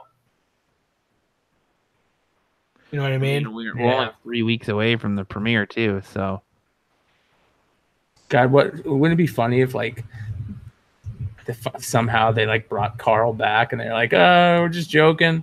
He didn't actually die." Yeah. I think we're not killing Rick. I think they're bringing Shane back because I think he's going to be Rick's vision as he's dying. Yeah, I think that's what a lot of Shane is going to be. I think it's going to be a lot of memories. It's going to be him, Carl, and Lori ushering him into the afterlife. Yeah, something like that. Yeah, they're Force ghosts. I think Shane coming in is setting up prequel stuff. You might be right, but I see it potentially being like before all this happens. Because why would they jump that far? They're gonna make a time jump, and then they're gonna do it. They're gonna do. There's 2 time jumps in this season. 2 of them. So then they're gonna time jump backwards after they time jump forwards. I don't see that. That's why I said last week, like, I wish you would have been on last week's episode because there's a shit ton of Walking Dead stuff about. Because like they came out and said that only 2 years have passed from the moment Rick got shot and went to a coma to the end of season 8. And I wanted to get your opinion on that because I think it's dumb that they went and put a time frame on it because there's no way that only 2 years have passed. Well, I mean, there was. I think that's kind of escalated a little bit. But there used to be somewhere online where they had a Walking Dead timeline. Well, like Carl starts at 10 years old and he's fucking 18 when he dies. You're supposed to believe that he's fucking only 12 years old, right? Yeah, they really fucked that up, man. Yeah. I think that was the whole inside fuck up. I think that was that one producer just being like, I'm going to fucking turn this into my thing. And isn't that kind of when, what's his name, bailed and did the Amazon? Yeah. So who's that? Who's the producer that everybody hates right now? Scott Gimple. Yeah, I think that was the kind of guy that pulled all that bullshit off. Fucking hate that guy. I mean, 2 years. I mean, that might be a little bit too short of a time. I think it is. It's believable in the comic, but I think the time jump between, the time jump after All Out War was fucking 2 years, something like that. Yeah, it wasn't a huge time jump. But I guess 2 years. I don't know. I think I could. I wouldn't think anything less than 3. What, for the comic or for the show? For the show, like from the time Rick woke up from his coma till. Dude, your kid sounds like someone's murdering him. Isn't it crazy? And what's funny is he has the room. You would think you have a baboon in your fucking background. Dude, if you walk, I've been outside doing something and I can hear him, and I'm surprised that cops have never knocked on my door for child abuse or something, because it's fucking insane. Like, you should do. You should does he play it on a PC? No, he's playing on Xbox One. I was gonna say if there's a way to record him and fucking play the little conversation that he's getting all butthurt about. Oh, I just think he wears those headsets and I don't think he realizes he's as loud as he is. Yeah, of course not, man. Like I was talking a couple weeks ago, I think I was telling Matt on the podcast, but that same time that I took away his internet, so what he tried to do was he tried to have a protest against me. So what he did was he was blaring Slipknot to as a protest to make me mad, and I didn't even know what was going on. I was in my room watching TV. I didn't even know he was blaring it because I listen to my TV loud because I'm half deaf. Even if it was, you'd be like, "Oh, that's kind of cool, man." Well, he's listening to Slipknot. I fucking love Slipknot. I'm cool with it too. But my daughter comes in and she's like, he's playing. He's got a protest going and he's blaring Slipknot. And I was like, oh, I walked out there. I said, yep, sure is. I walked back in. That's not much of a protest. Yeah. He's getting too tall, man. He's over dad tight. He's starting to think that he can put the boxing gloves on with good old Pops.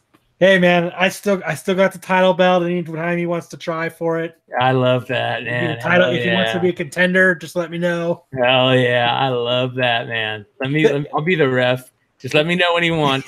I'm sure one day he'll Dude, even at 33, my old man still says that. He's like, if you're feeling froggy, leap. And I don't know if I'm ready to challenge for that crown yet. Man, it's like, you think he's old and stuff, man, but I guarantee he's got a couple tricks up his sleeve that you don't know about. Still got a lot of gas in the tank, right? Sure. I guarantee your dad will knock you in the next week. I'm sure he will.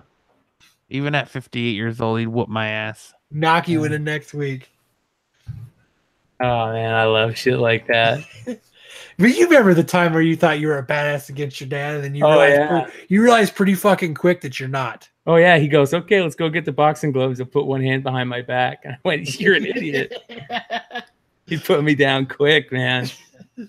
Yeah, that's just that. I mean, that's just the right you get as a dad for most of the time that you're a father. And then I hit about 19, and he goes, okay, let's go do it. And instead of that whole boxing glove thing, I just picked him up and body slammed him. He said, okay, we're good. That was the end of that. That was the end of that. I had a little respect for that, though. So. Fucking the one time me and my dad went at it, man. Him being in the Coast Guard, shit, in pressure points, and let's go, motherfucker, let's go, swing at me. So I swung at him, and then the next thing I know, he's got me in a fucking full Nelson, and he's putting me in a pressure point underneath my nose, and I'm like, I'm done. I don't want any part of this. Yeah. But I wasn't even like swinging at him to like hit him. I was just fucking. He was like, "Come on, big man, come on!" So I was just swinging, and he fucking put me right in my place. Oh man, you gotta love that shit. I love that shit, man. I love shit like that. I always knew my dad was scrappy, and he would fucking knock me in the next week. Right? I just knew it. I was like, nah, fuck it, I'm not gonna try it. Yeah. I'm just going to go in my room and blare Rage Against the Machine. Fuck you, I won't do what you tell me. Obviously, that's not going to work either. Nah, it didn't work. So he's taking a scrap, out of the old page out of the old dad's scrapbook. The old dad's playbook. Yeah. Yeah, he did. He tried, except that I like it, so I didn't fucking care. Should have been went in there and should have been, hey man, you should turn that shit up. I like that. Right. So it was just announced that Kingsman 3 has got a release date, and that Matthew Vaughn is writing and directing it. Fucking A. I hope so, because that second one did not live up to anything. Yeah, that first one is one of the greatest movies of all time. Oh my god, that first one's fucking awesome. November 8th, 2019 is the release date for Kingsman 3. I mean, the first one was incredible. Yeah. The second one wasn't bad. It was kind of a stretch. I feel like they didn't have the proper time to really make it, like to write it. Like maybe it was rushed. Maybe they like how you always get the first movie, like, you had all the time in the world to write it. You know what I mean? Like you had this idea and you brewed it, and you know what I mean? And then it's a hit. You need to make this movie. And then I think, what happens with a lot of second movies is you're under the gun. Now shit's expected of you. And I think that's what kind of happened with that one. Yeah. Like it had essence of the first movie, but overall I was just like, One thing that I'm really excited about, that got my fucking nerd boy blood pumping over the last couple of days, is the announcement that Netflix is going to bring in a live action adaptation of the Avatar: The Last Airbender series. That'd fucking cool. With the original creators. So I'm super stoked for that.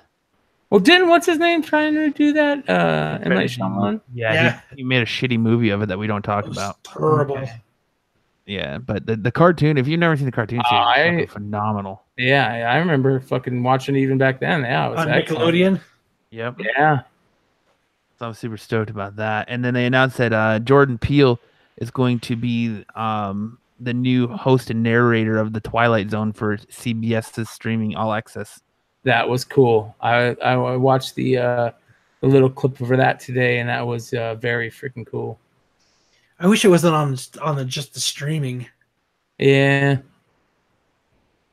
One thing that might get Kyle excited is that the upcoming HBO adaptation of The Watchmen, it's going to include a score by 9 Inch Nails. Trent Reznor and 9 Inch Nails are going to be doing the music for it. So when is that supposed to come out? What's the deal with that? There still has not been a release date for it yet. I'm expecting sometime 2019. I'm thinking it's going to take over for Game of Thrones. Yeah, because the two showrunners are doing it, right? Can't remember who's running it. Yeah, I think the two showrunners are doing something really cool that's comic book related. I think that's gonna take the spot of Game of Thrones once Game of Thrones is done.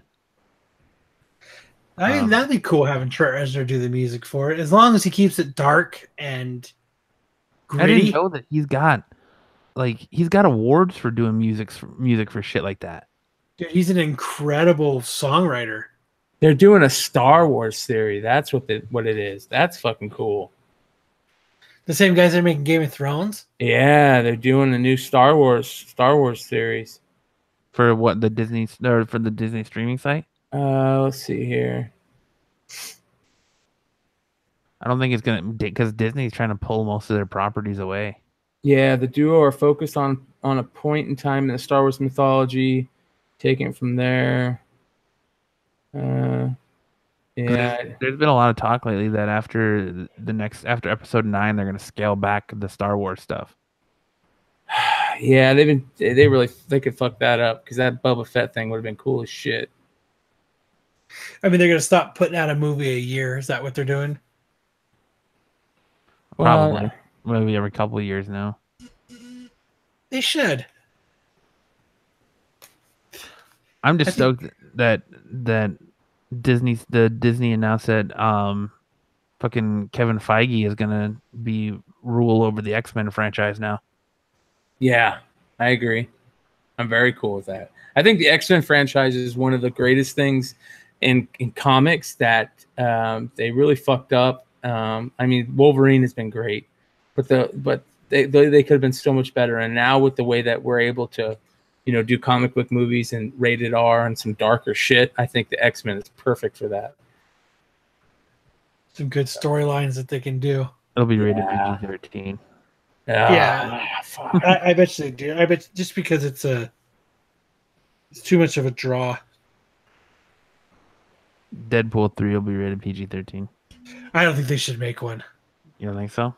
Not after watching Deadpool 2. Well, because they're already making X-Force, so. I don't think they should make that either. I think X-Force could be really fucking good if they make it right. It's got to be darker and not as funny as Deadpool. Deadpool 2 was just so forced. Like, yeah, it was too many jokes, too many, like they tried too hard to make sure the jokes were there. That's what I mean. Like, don't make it so jokey. Make it dark like it is. Like those X-Force comics with Wolverine and Deadpool and Phantom X and Psylocke and Archangel are by far some of the best comic book stuff ever written. The whole Archangel saga and those X-Books series are top 10, if not top 5 of my favorite all-time storylines. So, I mean, yeah, they don't have those characters right now, but, if they play off some of those darker things, man, they could really they can do some cool shit. I thought they got them all. What do you mean? No, I think that the plan for the X-Force movie is going to be Cable, Deadpool. They've acquired everything that Fox had, so they have all the X-Men now. Yeah, they have it all, but like, are you going to start an X-Force movie and that's where you're going to bring in Archangel? Because the Archangel and what's his name was in Apocalypse was terrible. Yeah, and I was really looking forward to that being just amazing, and they really fucked that up. Well, that was one of the things they fucked up in that show. What Disney does, yeah. They might scrap X-Force. Yeah, I think this was a long time. Like I said before, I think this was a long time coming. I wouldn't be surprised if sometime it comes out where Kevin Feige sat down and looked at a rough cut of Phoenix and was like, Dark Phoenix, and was like, nope, this is shit. This is shit. This is shit. We're rewriting and reshooting this, and that's why they had massive reshoots. And it's just now being announced that he's overseeing it. I think too many reshoots is a bad thing. God, they just got a lot. It's a really rich universe that they can play off of. That's the other thing. Like, you got to build those characters. So, and they've got a good thing going with the X-Men First Class stuff. At least I think. I mean, Apocalypse I love it. Apocalypse wasn't the greatest movie, but it was still decent in my opinion. No, I mean, no, it wasn't bad. They're like assholes. Everyone has one. I mean, I still like Days of Future Past. Yeah. I mean, the way that they bridged the two universes was excellent. That was great script writing. I mean, I liked all those X-Men. I mean, I thought they were awesome. Yeah. Apocalypse, it wasn't bad. I think it could have been better. I think Apocalypse was terrible. I've watched it a number of times. It's not terrible. It's just not prime. It's not the best. They could have done a lot more. They could have made it better. Coulda, woulda, shoulda. Coulda, woulda, shoulda. I mean, it's pretty much what it boils down to. That is very true. But maybe now they can. Maybe now with Marvel a little more involved with it, maybe they can bring some of that back and they can do it justice. Hopefully, we'll see. Like I would love to see Apocalypse done right, and a lot of the Marvel. I just want to see what Marvel brings to the table with X-Men. They've killed it with Avengers, so they've got a good groundwork. Which makes me wish they would re-sign everyone for fucking one more movie and give us a Marvel or a Avengers vs. X-Men movie. Right? Or at least bring Wolverine in with Deadpool. Yeah. That would be cool. Definitely be cool. That'd be cool too, honestly. But what else you got, Matt? All right, well, let's go ahead and finish the episode the same way we started it. With more Batcock? Top notch with more Batcock, no. Bert and Ernie, what's your opinions? Are they gay or are they just best friends? They're gay. They've always been gay. Yeah, for a long time. I just think I think it's always just been implied. And I think now we're just in a society where it's okay, they could finally just say it. And they did. Yeah. Well, the creator of them said, or one of the writers for him said that, but they're going back writing it for years. Right? They're going back and fucking no, they're just best friends, and then they're puppets. They don't have a sexual orientation, and yeah, maybe they just shouldn't have said anything. It just you know we all know it. It just left it implied. Yeah, because I mean we all know that. So I mean, but what does it really change? Nothing. Yeah, only uptight people are gonna fucking care. Yeah, us normal people that understand that there's tendencies where people, you know, you love who you love and you're with who you're with. It's just uptight freaks, weirdos that fucking are against it, you know? Right. Like there's nothing wrong with it. Who cares? Something like that should be taught to kids that it's okay. It's not a big deal. You love who you love. Like I think it should be like, you know, and I think more, you know, because then these, you know, these over the top parents that have these crazy views of everything, you know, they implement it on their children. But if they could just see that it's just a normal thing, that it's not a big deal because it's really not hurting anybody, just let it be. And maybe if they can set that seed in at an early age, then when they get older and stuff, and they can look at their parents and go, "You guys, you're just fucking ignorant." Yeah. I think, you know, I mean, they could have left it alone, but I think they should do exactly what I said. They should implement it. They should grow on it. They should plant that seed that it's really okay. It's not a big deal. Yeah, I don't know if that's gonna happen. But they should. Why? Because politics is involved, and with politics involved, it's big. I know. Because as forward as it is in the world, it's still not okay. Like some people still don't feel that it's okay. That's just ignorant. It is ignorant. It's very ignorant. But it's just the fact that it's still that a lot of people don't feel like it has any place in the children's programming. But it should, because it's real life. Yeah. But, you know, with the world, like we've said before, with the age of the internet and everything, there's no such thing as the innocence of a child anymore. So, but the point of something like Sesame Street is to show that you know what? How many lessons have they taught you that it's okay to like people that are different? It's okay to, you know what I mean? It's okay for that white person and that Mexican to be friends. It's you know what I mean? That's what they show on there. They show that it's okay to. Why only stick to one side of the fence? It's okay if you and your friend like each other's wieners. Yes. If you love the cock and you want the back cock, take the back cock. Yeah.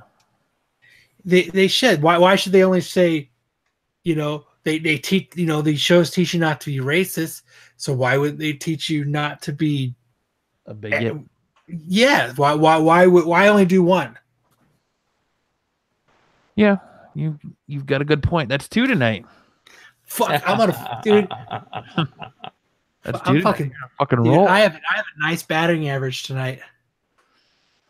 Like, what do you guys feel about them bringing back all these old shows? Like Veronica Mars just got brought back by Hulu. Charmed is coming back. What's her name playing it? Yeah, Kristen Bell's coming back. That's cool. She's in a really good show right now, right? The Good Place, yeah. Yeah, they're redoing like a really Buffy the Vampire Slayer. I'm stoked about that. So you're on board for them rehashing old like 90s TV shows? I think so, just because it's stuff that I watch. So, like, I'd like to watch Buffy the Vampire Slayer. So, have they announced the cast for Buffy? Not yet, but I believe that they're talking about having a person of color play Buffy in the new series. Are they going to do like the campy movie type, or are they going to do? I hope they keep it like the CW show. I hope it's more darker yet, because they brought back Sabrina the Teenage Witch, but on Netflix, and it's supposed to be like super dark. That's cool. I'm cool with that. The Witching World of Sabrina or something like that. What they're calling it. Yeah, why not? Cool. Like if they did it like kind of like Riverdale, I could get behind that. That show's so fucking awesome. It is. It's such a good show, and to fucking think it's based on Archie and Jughead comics, right? Scandalous. It's a really good show though. It's fucked, man. It's fucked. It's one of those shows, though. It's kind of like how Supernatural is. The only problem with it is they're going to have to go deeper and deeper and deeper, and it's going to have to get more fucked and more fucked and more. You know what I mean? To keep it going. Yeah. Like they've jumped into a rabbit hole that they're just going to have to keep going down. There's no ifs, ands, or buts about it. Which is going to be great for our, for the junk food for the brain. It's going to be great for us, but got to dig themselves out.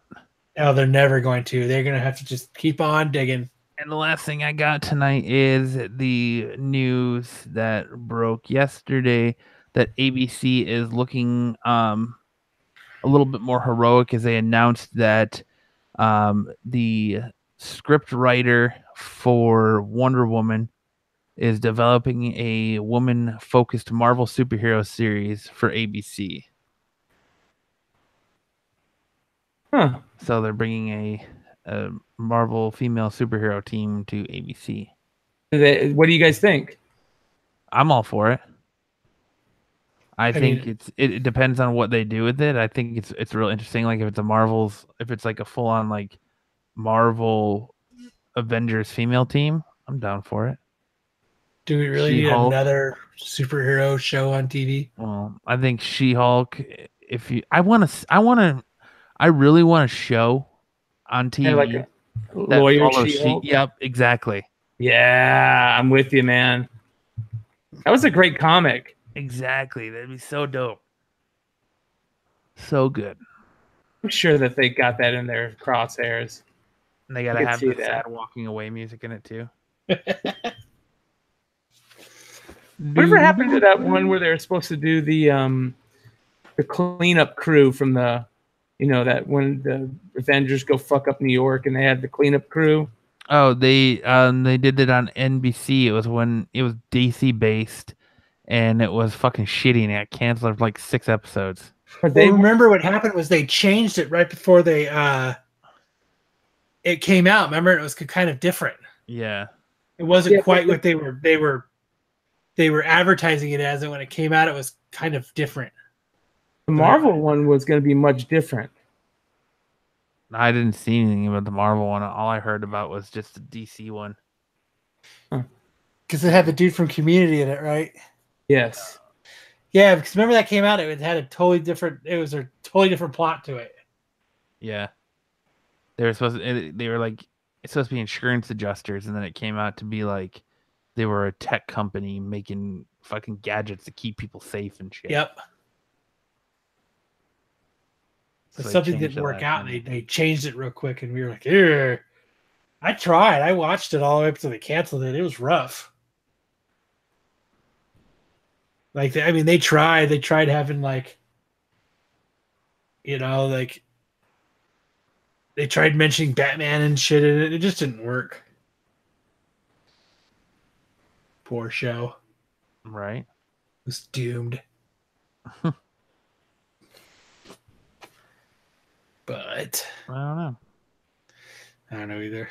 I'm excited though. I mean, we'll see what happens. Like I said, I would love it to be centered on She-Hulk and have her be a lawyer by day and superhero by afternoon. Right. Does they already have a show where the person's a lawyer by day and it's called Daredevil.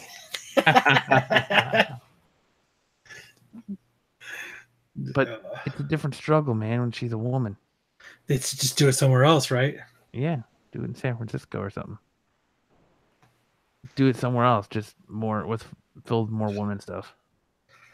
They should do it in the Amazon. I wonder if how much angrier she gets when she's on her fucking period when she hulks out. Oh my god. For 1 week out of the month, they have to like lock her in like a room. Yeah. She can't go anywhere. They have to get Bruce to like hold her down. Oh my god. She can't control herself on her period. She's out of control. She's like a werewolf when the fucking full moon comes out. Brian's like, I'm not even commenting on this. That's just too much. Brian's like, after Batcock and Bert and Ernie and now this. I think I'm done with this show for a while. Now we're talking about periods. Jesus Christ. Yeah, you guys are going crazy here. Batcock, and you know what to expect. You know what you signed up for. Yeah. A little Batcock. Exactly, a little Batcock. Hey, I brought up Hitler, so yes, you did. We have covered all the bases this episode. Yes, we have. We are all covered. If this is our last episode, we've hit it all. You brought up Hitler twice.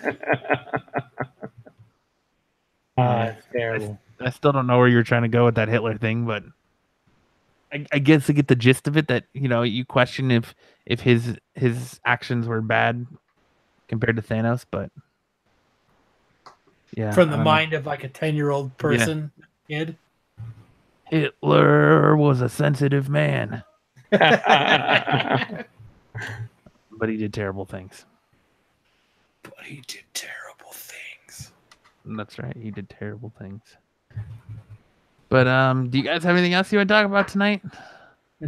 I got no more Hitler references. I think we covered it. I think we topped the cake there. Yeah. We didn't have what is his name, Jay, in the chat tonight. No, we didn't. It's been a quiet night.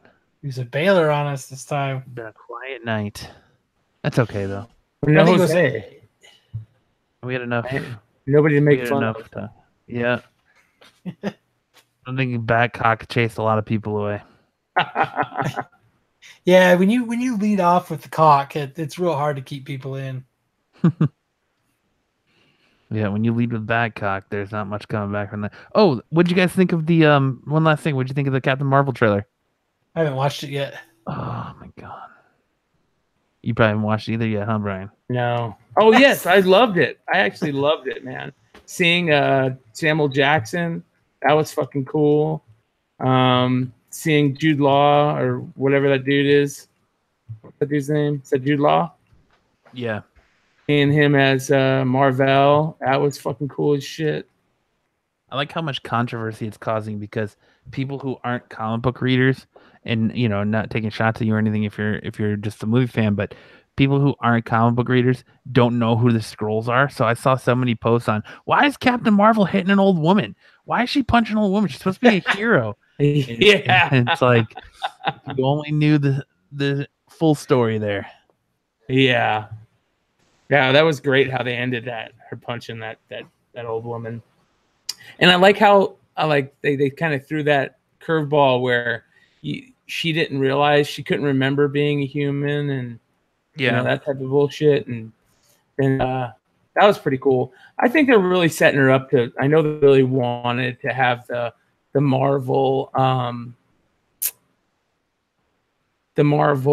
Wonder Woman, and I think they're really setting her up to be this. They got Black Widow was. Yeah. Right. Hottie McHot Scarlett Johansson. Not anymore. 5 years ago.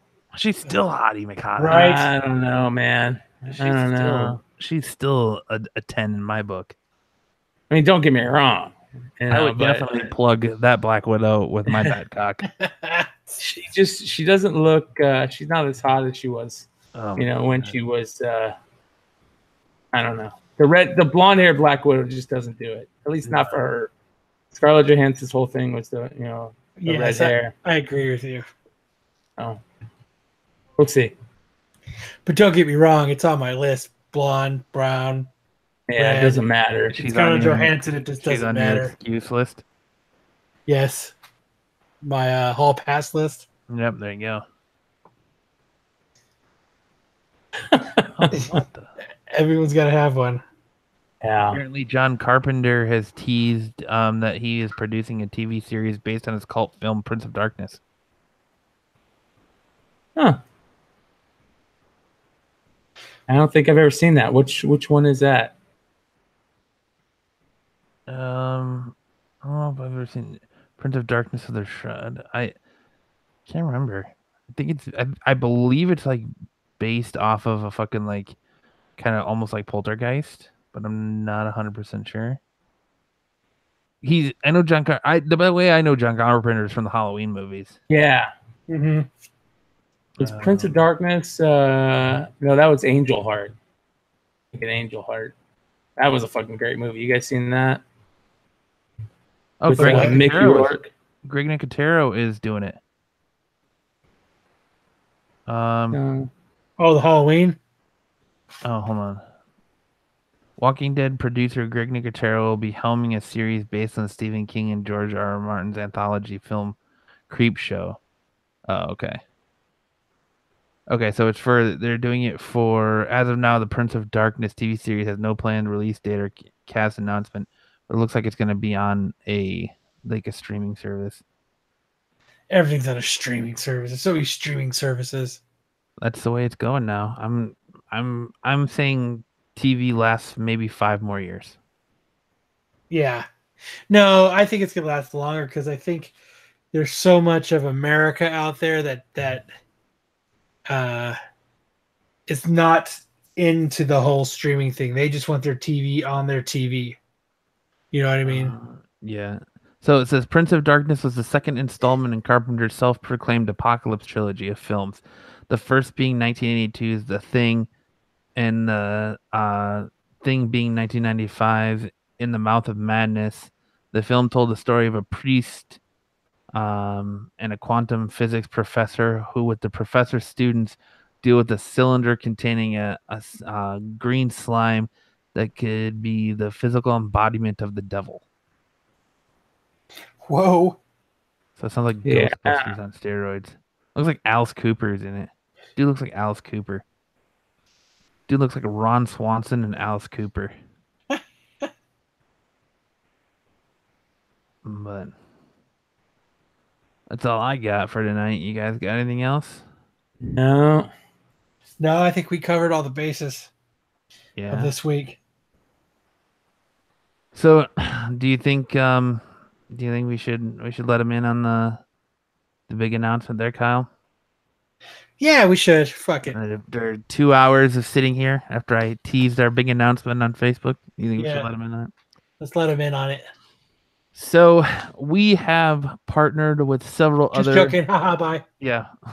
We have partnered with several other. Have a good night, everyone. No.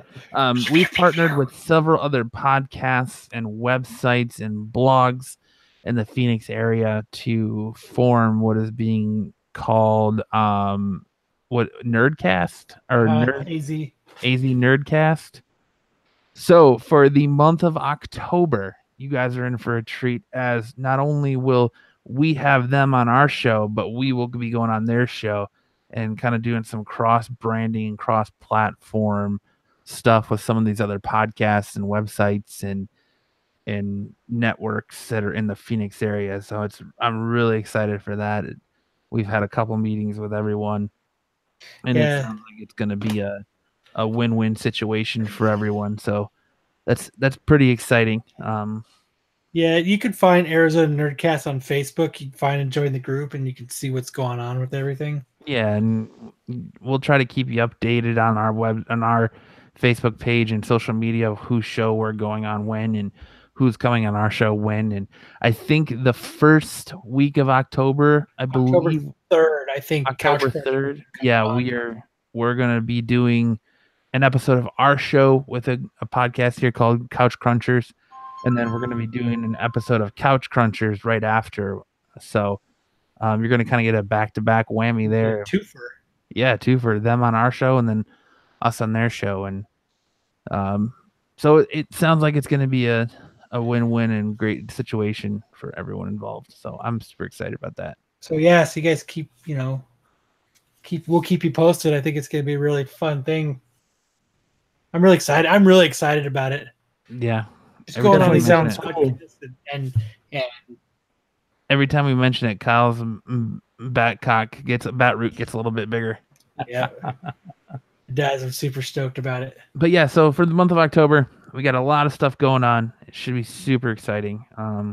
Hopefully you guys. We got a couple shows that me and Matt are talking about doing. We got some pretty cool stuff coming up. Yeah. Like I said, the return of Matt and Matinee is coming. I'm going to Be bringing that back here, depending on what movie I go see next. Like I said, 3 weeks, October 7th, the night Walking Dead season 9 premieres. Kyle and I will be debuting Deliberating the Dead, the replacement for After the Dead. Fuck you, Comic Book Resources. Right.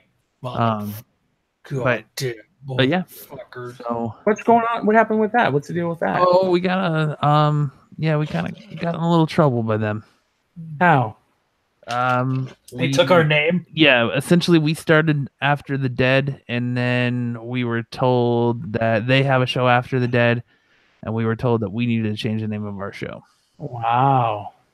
So that that's kind of fucked.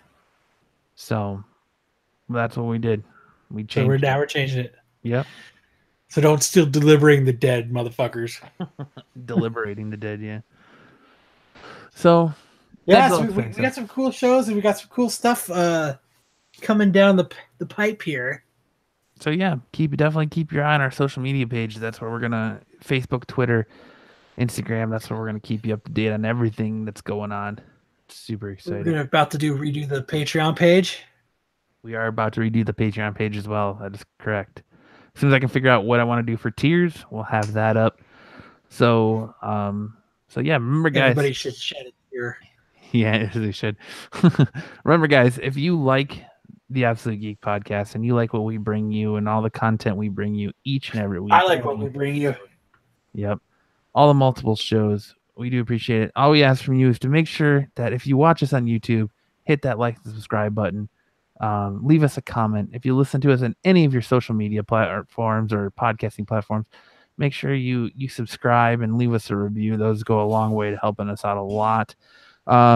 If nothing else, just share your favorite episode of the Absolute Geek Podcast with a friend or a coworker and just get the word out there. And we greatly appreciate that. Also, if you want to... That reminds me, Matt. What's up? Do we have a link for merch? I got a couple of people that had messaged me saying, hey, I want to get merch, but I can't find any. I've put our merch on our link on Facebook several times. I think people have gone to the website. I will send it to you directly. I've been trying to figure out how to put it on the website, but I haven't figured it out yet. Yeah, because I gotten a couple people be like, hey, we cannot buy any merch. And I'm like, oh, let me look into it. Yeah, I'll send you the link directly. So if anybody wants the link, it's in our go to Facebook, right? Page, or if you go to our Facebook, and even in like the show notes of our episode, it's in there. I can get the link for you right quick. But yeah, I was gonna actually mention that before you just brought that up. If you want to support the Absolute Geek Podcast, the best way to do that is by buying merch at our store. You can do it. We go through Teespring. Everything's done right through Teespring. We put the shirt up. You order it. They ship it. They take care of all of the ins and outs of it. I will post the link to it again on our Facebook page. But it's teespring.com. I believe /Absolute Geek. Let me get it for sure before I go shooting off my mouth. Yeah, it's teespring.com /store/Absolute Geek Podcast gear. I will send that link. Hey, we got a couple new shirts that we're coming up with, aren't we? We do have a couple new shirts. Yeah, as soon as I get to that. I actually just put stickers up in the store today. So we have our approved by Absolute Geek Podcast old comic book style code shirts are now stickers up on the store. I love the Delivering the Dead picture you made. You love the what? The Deliberating the Dead? Yeah. I gotta say that old school comic book logo that you guys did is by far one of the best logos that's out there. So congrats on that great idea. Yeah, I just wore our Absolute Geek shirt the other day to school. But yeah, so there's several ways you can support us if you want to. If you can't afford to buy merch or, through Patreon or whatever, that's not a big deal. The best way you can help us out is liking, subscribing, leaving a comment, review, and sharing that with friends. Friends. So yeah. Sharing with friends. So like I said, I'll do it for this week's episode of the Absolute Geek Podcast. I'm Matt. I'm Kyle. I'm Brian. And we will see you next time. And we're out like a light.